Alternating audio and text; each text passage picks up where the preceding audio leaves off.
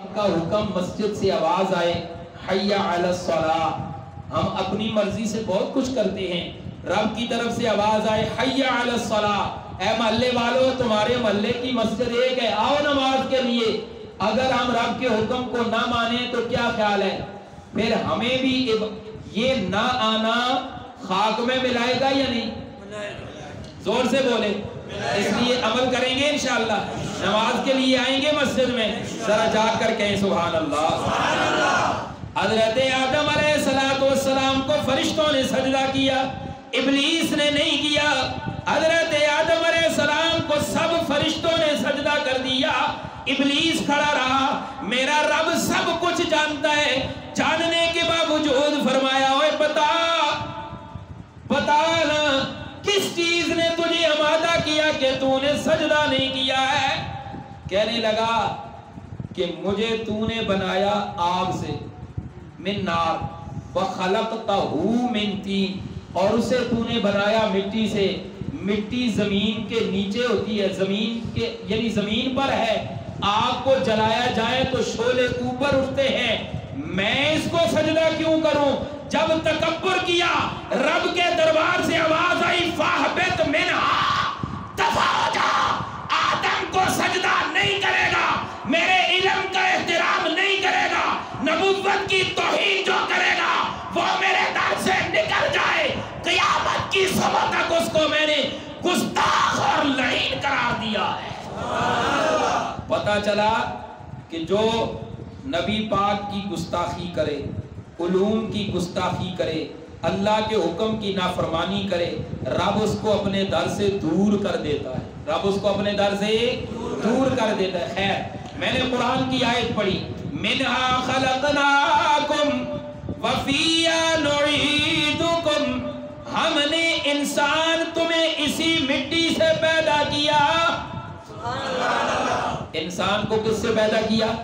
مٹی سے پیدا کیا، اسی زمین سے پیدا کیا۔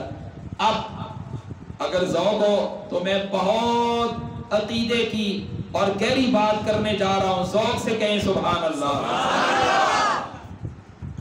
میں نے مرنا ہے، آپ نے بھی مرنا ہے، جب ہم مر جائیں گے ہماری قبر وہاں بنے گی جہاں سے میرا اور آپ کا خمیر اٹھایا گیا۔ ایمان ہے؟ میری اور آپ کی قبر وہاں بنے گی جہاں جہاں سے ہمارے جسم کی مٹی اٹھائی گئی۔ سوال پیدا ہوتا ہے، حضرت عبداللہ ابن عباس رضی اللہ تعالیٰ عنہ فرماتے ہیں جب یہ انسان مادر رحم کے اندر آتا ہے، اللہ نے ایک فرشتہ مقرر کیا، وہ فرشتہ اس آنے والے انسان کی جہاں قبر بنے گی وہاں سے جو ایک ذرہ مٹی کا اٹھا کر اس کی ماں کے رحم میں رکھ دیتا ہے، اس کا وجود تیار ہوتا ہے، پھر جب یہ مرے گا اس کی قبر وہاں بنے گی جہاں سے اس کی مٹی اٹھائی گئی ہے۔ تو پتہ چلا کہ انسان مر کے وہاں جاتا ہے جہاں سے اس سے مٹی اٹھائی گئی۔ اب میں ایک ذوق کی بات کرتا ہوں، میرے آقا علیہ الصلوۃ والسلام حضرت ابو بکر صدیق رضی اللہ تعالیٰ، حضرت عمر فاروق، سب کہہ دیں رضی اللہ تعالیٰ، ان تینوں کا مزار کہاں پر ہے؟ مدینہ پاک۔ کہاں پر ہے؟ سارے بولو اور ذوق سے بولو، یا اللہ جو ذوق سے اونچی آواز سے بولے اسے مدینے کا دیدار نصیب فرما۔ میرے آقا کا مزار کہاں پر ہے؟ مدینہ پاک میں۔ اب کچھ لوگ کہتے ہیں کہ یہ جو آپ کا مزار مبارک ہے یہاں پہ معاذ اللہ آپ کی زندگی کا کوئی تعلق نہیں۔ میں لمبی بات کی طرف نہیں جانا چاہتا، میں قرآن کی روشنی میں بیان کرتا ہوں۔ قرآن نے کہا منہا خلقناکم وفیہا نعیدکم، جس مٹی سے ہم نے پیدا کیا اسی مٹی میں ہم لٹائیں گے۔ پتہ چلا میرے آقا کا مزار مدینہ پاک میں، ابو بکر کا مزار مدینہ پاک میں، عمر فاروق کا مزار مدینہ پاک میں۔ میرے آقا نے فرمایا ما بین بیتی و منبری روضۃ من ریاض الجنہ، یہ درمیانی جگہ جنت کا ٹکڑا اسے زمین نہ سمجھنا. یہ کیا ہے؟ جنت کا زور سے. یہ کیا ہے؟ جنت کا زور سے بولو. یہ کیا ہے؟ جنت کا ٹکڑا. جنت میں زندہ ہوتے ہیں یا مردہ ہوتے ہیں؟ سارے بولو اور زور سے بولو. زندہ ہوتے ہیں. تو میرے آقا اپنے قبر مبارک میں زندہ حیات ہیں. بے شک سارے نہ بولیں. جس کا عقیدہ ہے وہ زور سے بولے اور زور سے بولے. اللہ اکبر. منہا خلقناکم, اسی زمین سے ہم نے تمہیں پیدا کیا. وفیہا نعیدکم, اسی زمین میں ہم تمہیں لوٹائیں گے.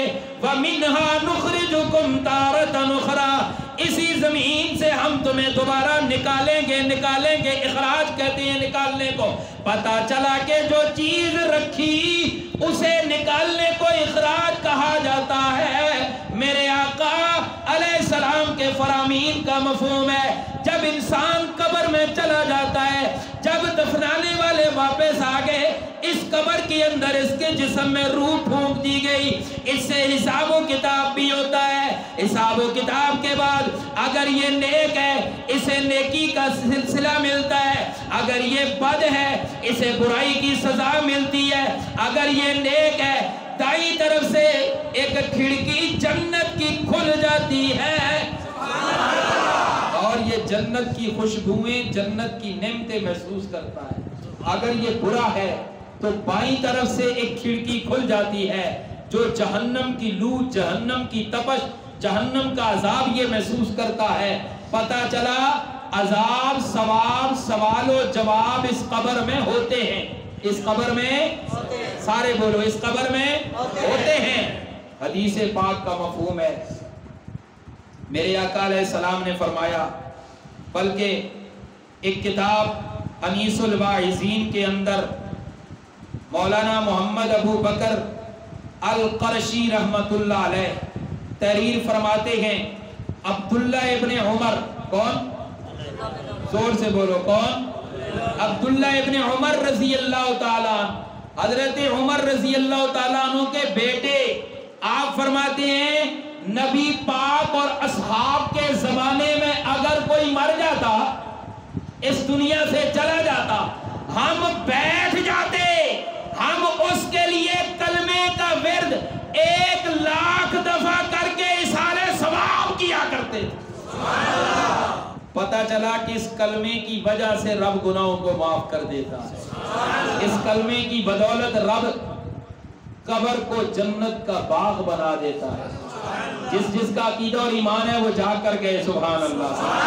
لہذا جو دنیا سے چلا جائے اس کے لیے کلمے کا ورد کرو, اس کے لیے درود پاک پڑھ کے بھیجو, اس کے لیے قرآن کی تلاوت بھیجو, اس کے لیے ذکر اذکار کرو, اس کے لیے صدقہ خیرات کرو, اس کے لیے جو کچھ تم بھیجو گے رب اسے پہنچائے گا.